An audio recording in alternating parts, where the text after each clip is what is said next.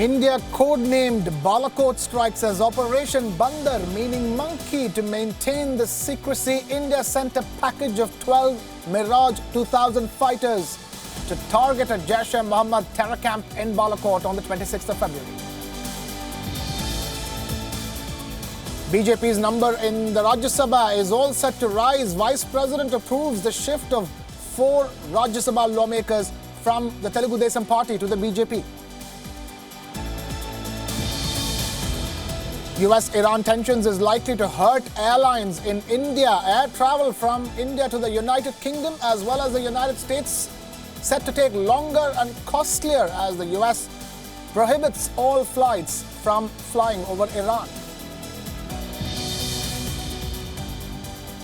The government introduces Triple Talaq bill in the Lok Sabha, says it will protect the rights of Muslim women. Opposition leaders protest against the bill, says it is unconstitutional and discriminatory.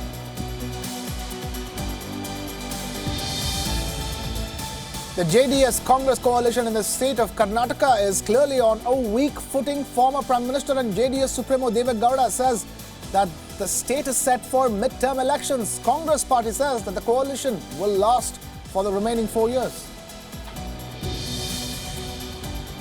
Water crisis intensifies in the state of Tamil Nadu. The state government conducts a high-level meeting and announces measures to ensure water supply to the capital city of Chennai.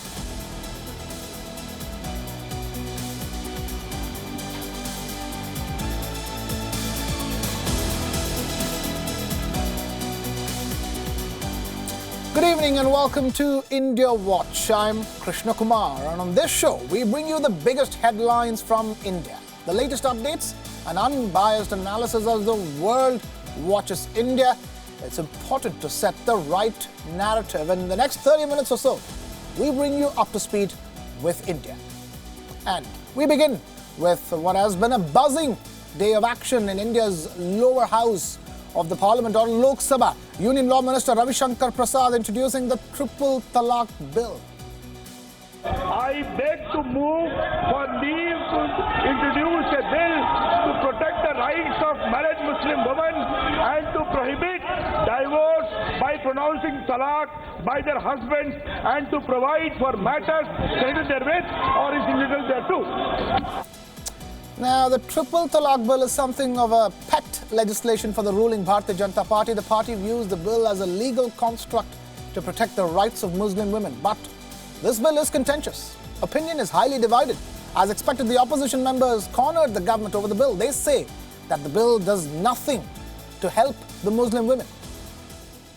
To oppose the introduction of the Muslim Women Protection of Rights on Marriage Bill 2019, I am not defending Triple Talaq, but I am opposing the text and draft and thrust of this bill.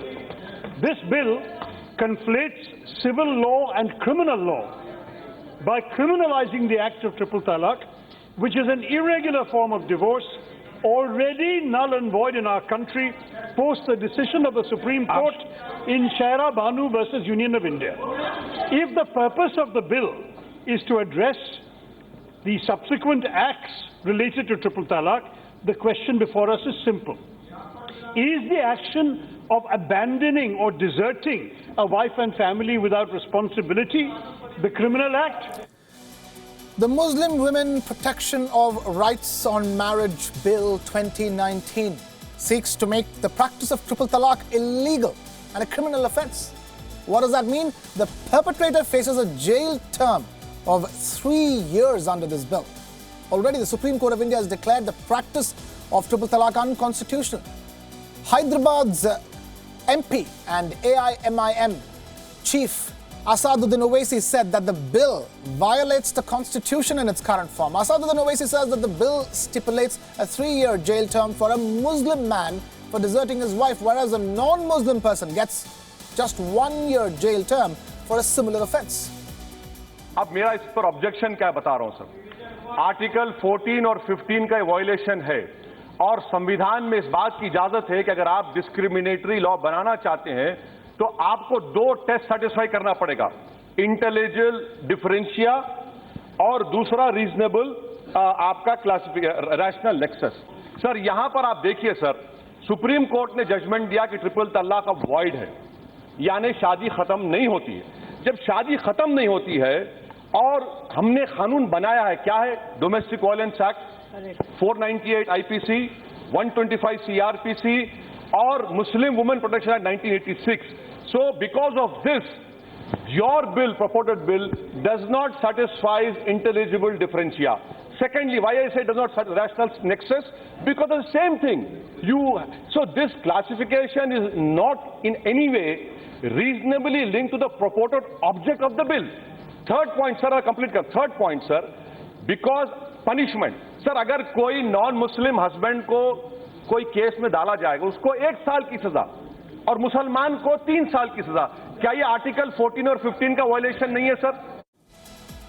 Owaisi also took a dig at the BJP and also made a political comment. He said that the BJP has so much affection for Muslim women, but it is opposed to the rights of the Hindu women in Sabarimala in Kerala.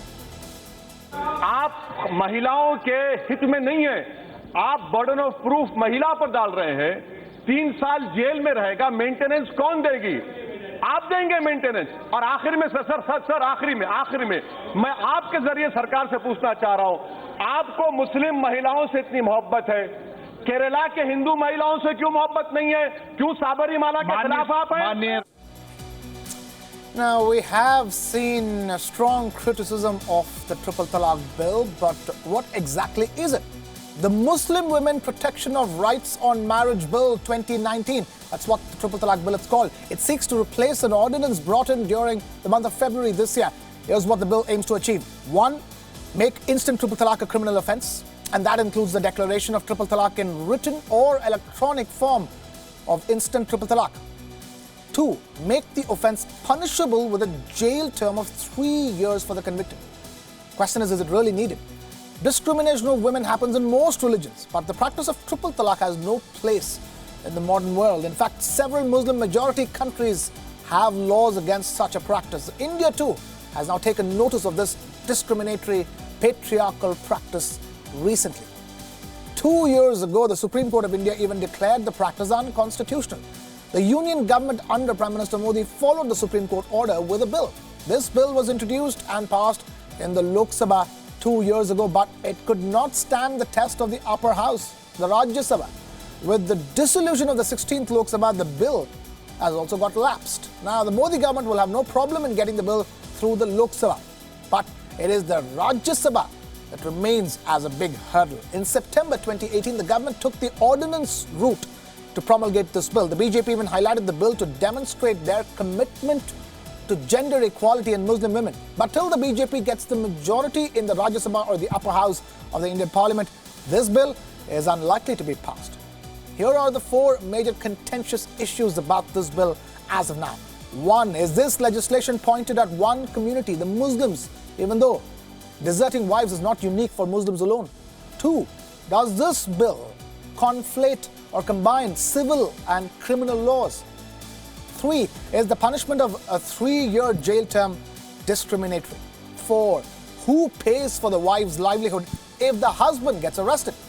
Now, all these major issues to debate on, but the government's stance is also with justifications. There's no room for such a practice in the modern world. Though religions are controlled by community-specific laws, the government cannot turn a blind eye to a practice such as this. India is a constitutional democracy, and the Constitution enshrines the equality clause among the people of the country. How then can one gender in a specific community be targeted with such a barbaric practice? We leave that question for you to think about. If we move on the show. Yesterday, we told you about reports of a possible cap on the H-1B visas. We told you how it could have an adverse impact on India and its IT sector. Now, India can have a huge sigh of relief. US State Department has said that it's not considering a cap on the H-1B visas. State Department spokesperson said, and I quote him over here, the US has no plans to place caps on H-1B visas for nations that force foreign companies to store data locally. The US spokesperson also clarified that the Trump administration has called for a broad review of US worker visa programs, and it's not specifically targeting any particular country. Now, H-1B visas allow temporary employment of workers in the US-based firms. While it is a temporary visa, it often becomes a route to acquire a green card, and that has provoked opposition over the last few years. Trump in particular wants to keep a check on the migration of workers. His poll pitch was to bring these jobs back to the citizens of the US. Since the year 2017, the US has scrutinized the H-1B visa program. Several Indian companies which run operations in the US, like TCS, Infosys and Wipro, were asked to hire local talent. TCS has done well in particular. Though there is no cap on the visas right now, such steps may be needed in the future as immigration laws look set to be tightened further. More importantly, the clarification from the US sets the stage for US Secretary of State Mike Pompeo's visit to India next week. Pompeo is due to meet India's External Affairs Minister S. Jaishankar ahead of the all-important G20 summit in Japan. Away from H-1B visas to the latest on the Jet Airways case, the insolvency saga. The National Company Law Tribunal, NCLT, admitted insolvency proceedings against Jet Airways. The petition was filed by lenders in an attempt to salvage at least some of their ownership in the airline. So what happens next? The insolvency process will now allow lenders like the State Bank of India to sell the company. The sale can happen in whole or in parts. Now, the NCLT, National Company Law Tribunal, has asked the Insolvency Resolution Professional, or IRP, to finish the whole process within 3 months. The urgency from NCLT is justified because the issue is of national importance. Now, the IRP has to provide a progress report on the issue to the tribunal, the National Company Law Tribunal, for every 15 days. Now, this ends any hopes of a recovery for Jet Airways. The Pilots' Union of Jet Airways is also planning to take the airline to the insolvency court, and this is because the pilots have not received their salaries and gratuity payment as of yet. Experts say that lenders will be forced to take a haircut on their dues. In fact, Chairman of the State Bank of India has insisted that the decision to take the insolvency and bankruptcy code route was the last option that he had in mind. All said and done, lenders may not get most of the 8,400 crore rupees that Jet Airways owes them. Jet Airways' stock surged yesterday after the NCLT admitted the case. Funnily, for a company with a lot of debt, the stock saw its sharpest ever intraday gain. So what next? How does the IBC process work? The resolution professional will now take over the assets of Jet Airways. Along with the lenders, the IRP will try to find a resolution within 90 days. If there is no resolution at the end of 90 days, the company will then head for liquidation. As of the 15th of June, Jet Airways has loan defaults worth 469 crore rupees to SBI, State Bank of India, and a total debt to banks of 8,700 crore rupees. Jet owes another 10,000 crore rupees to operational creditors and 4,000 crore rupees in salaries and other dues. It's an exhaustive list. So, how has India's experience with insolvency and bankruptcy code been? It's been 2 years since the IBC came in. It has already resulted in the resolution of 88 corporate loan default cases. And these cases involved NPAs or non-performing assets to the tune of over 2 lakh crore rupees. As of the month of March this year, the IBC, Insolvency and Bankruptcy Code, has resulted in the recovery of 1.12 lakh crore rupees, a strike rate of 54%. Out of the 12 large insolvency cases, 6 of them, that's half of them, have been resolved. But despite the reasonable success of the IBC, or the Insolvency and Bankruptcy Code, Jet Airways' case is set to be long drawn going forward. Finding interested bidders is going to be extremely difficult. Away from the air, back to the earth, where the water crisis in the southern Indian city of Chennai is now a global story, and it resonated in India's parliament today too. AIADMK raised the issue and asked the central government to take up the issue of Kaveri water management. Now, Kaveri is a highly sensitive issue. The Supreme Court of India's order on the distribution of Kaveri water has been disputed. Karnataka thinks that the amount of water that it is mandated to release is unfair, while Tamil Nadu opposes the non-compliance of the apex court's order. Now, every few years, the issue comes to the fore, and this year, the acute shortage in Chennai has prompted a discussion earlier than normal. The water crisis in Chennai is acute Groundwater levels have depleted. The level of water in the 4 major reservoirs is alarmingly low, and the city is struggling to fulfill its water needs. Even the courts have stepped up the criticism of the state government. Recently, the Madras High Court slammed the state government of Tamil Nadu for its inactivity to address the issue. And today, Chief Minister of Tamil Nadu, Edappadi Panichami, conducted a high-level meeting on the issue. He said that the government is charting plans to bring water from nearby Jolarpet to Chennai, and this is because the lakes have dried up in Chennai. சென்னைக்கு குடிநீர் ஆதாரமாக விளங்கக்கூடிய 4 ஏரியிலுமே இன்னைக்கு வறண்ட நிலையிலே இருக்கின்றன. பத்திரிகையாளர்களுக்கு தெரியும், ஊடக நண்பர்களுக்கு தெரியும். கிட்டத்தட்ட 4 ஏரியிலுமே வறண்ட நிலையிலே இருக்கின்றது. இதே காலகட்டத்திலே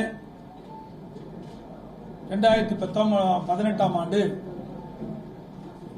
3 டீம்ஸ் தண்ணீர் இருப்பு இருந்தது. தற்போது ஒரு சொட்டு தண்ணீர் கூட பூண்டி ஏரியிலும், சோழாவரம் ஏரி, செங்குன்றம், செம்பரம்பாக்கம் 4 ஏரியிலிருந்து சென்னை மாநகர மக்களுக்கு நாம் குடிநீர் வழங்கி வந்தோம். இந்த 4 ஏரியுமே பருவமழை பொய்த்ததின் விளைவாக இன்றைக்கு ஏரி வறண்டு இருக்கின்றது. இன்றைக்கு கடல் நீர் குடிநீர் திட்டத்தின் கீழ் 200 MLD தண்ணீரும், அதேபோல நிலத்தடி நீரை பயன்படுத்தி குடிநீரை பெற்று குடிநீர் வழங்கப்பட்டு வருகிறது. So the politics over water has also taken center stage in the last few weeks. The DMK, the principal opposition party in the state of Tamil Nadu, wants the government to sack the municipal minister for inactivity, for not taking enough action. Neighbouring state Kerala's chief minister has also said that Tamil Nadu rejected an offer from Kerala to meet the water crisis. Kerala is said to have promised 20 lakh litres of drinking water per day to Tamil Nadu. It's bizarre to understand the decision of the Tamil Nadu state government. Chief Minister Edappadi Panichami says that 20 lakh litres of water per day promised by Kerala will not be sufficient. However, Tamil Nadu has asked Kerala to store water to full levels in the Mullaperiyar Dam. DMK has already slammed the state government. DMK wants the state government to take the help of the neighbouring state of Kerala, because Tamil Nadu is in the middle of a water emergency. Many companies have been asked to cut down on their water usage. Some of the companies have asked employees to work from home. Hotels, restaurants have been shut, and residents are looking at the sky for relief. Meanwhile, the state government seems to think that the offer of Kerala for 20 lakh litres of water per day is too little. It's very difficult to understand this decision when the state needs every drop of water that it can get.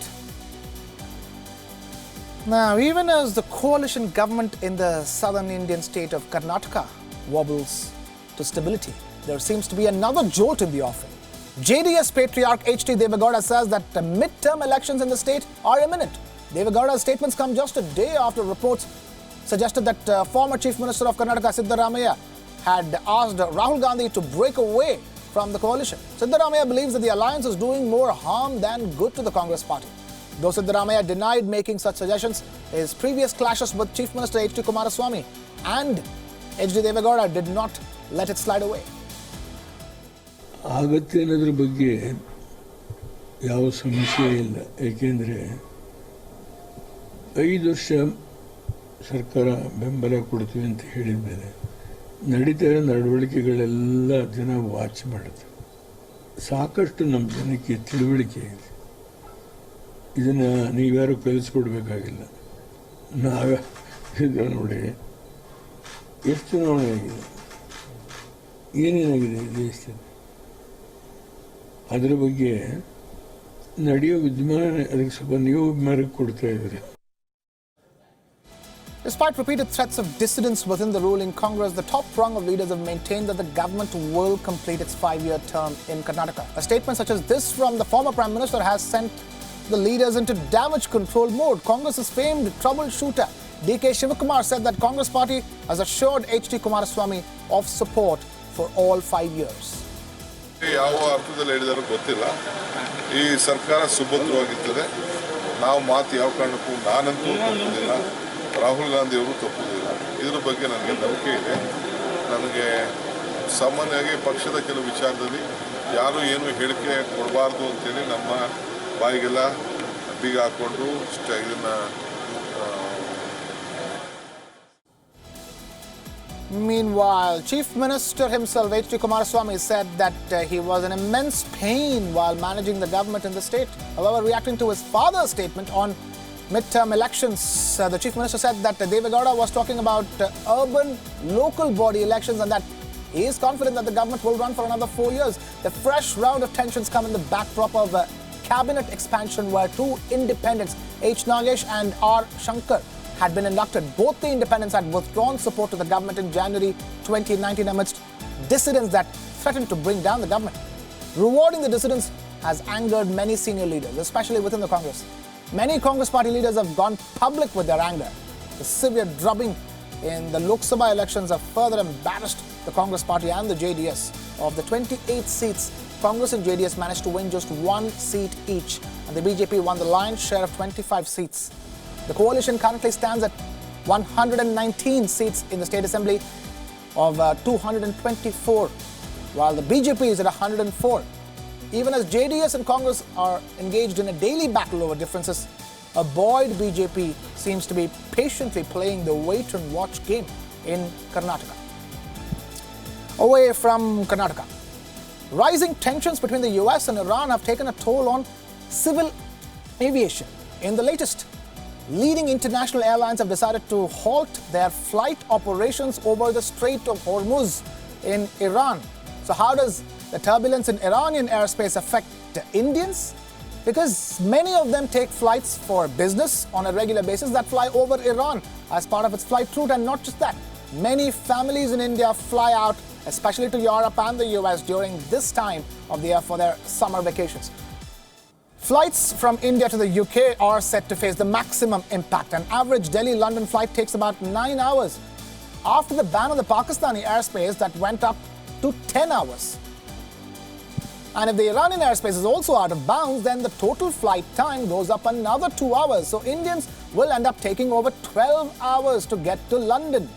Since that is a good 3 hours more of flying time, then normal airfares will correspondingly shoot up. It could even be double in some cases. That's as far as flights to the UK is concerned. When it comes to flights to the US, those which are headed to the West Coast, that's San Francisco or Los Angeles, fly through China, so they will not be affected.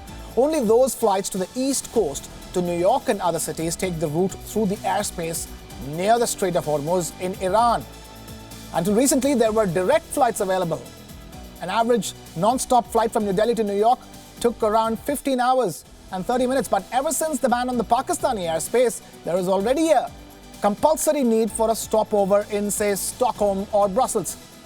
And since that's the case as of now, even if Iran remains a no-fly zone, then two things will continue to be the same. Flights from India to the Middle East destinations, however, also remain unaffected. Thankfully, because either way, none of them fly over Iran. So flights to Dubai, Abu Dhabi and the like should go on as usual. And with that, we've reached the end of this edition of India Watch, except for one thing. Today is the International Yoga Day, and we leave you with this report on how the world celebrated yoga today on the 5th commemoration of the Yoga Day. Thank you so much for watching. This is Krishna Kumar signing off. Indian Prime Minister Narendra Modi led tens of thousands of people to do yoga. He performed various yoga asanas or exercises to mark the 5th International Yoga Day. Prime Minister Modi urged people to make yoga a part of their daily routine. World over, the first rays of the sun are being welcomed by dedicated yoga practitioners. Is a beautiful sight. I urge you all to embrace yoga and make it an integral part of your daily routine. India's brave hearts celebrated Yoga Day enthusiastically.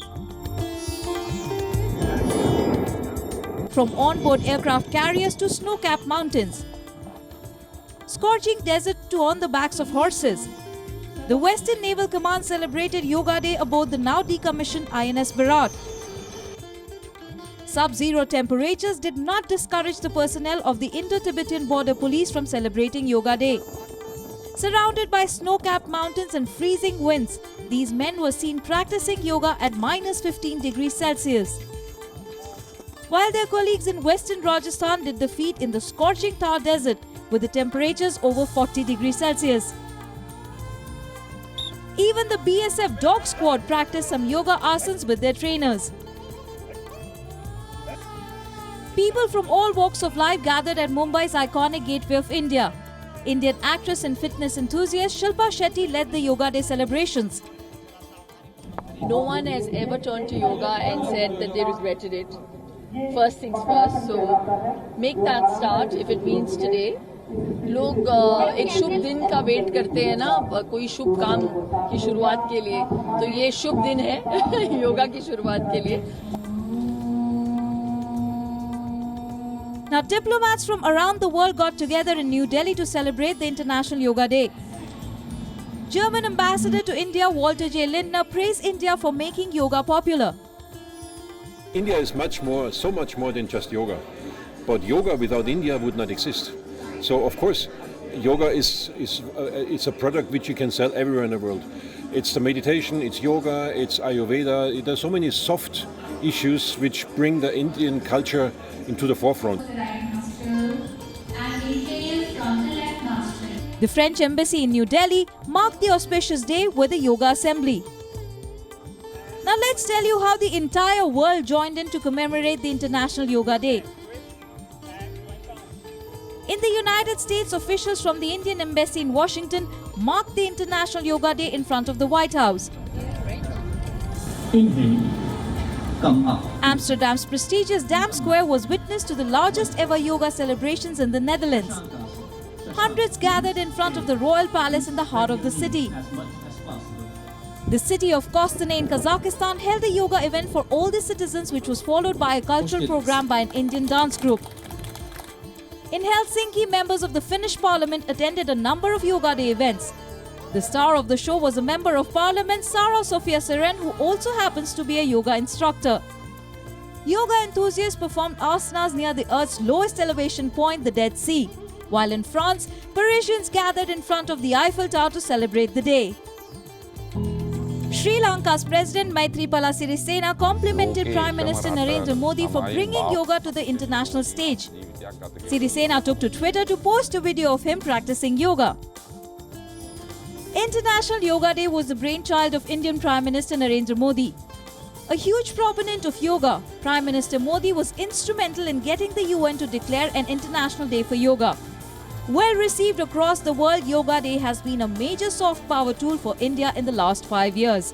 Bureau Report, Wion, World is One.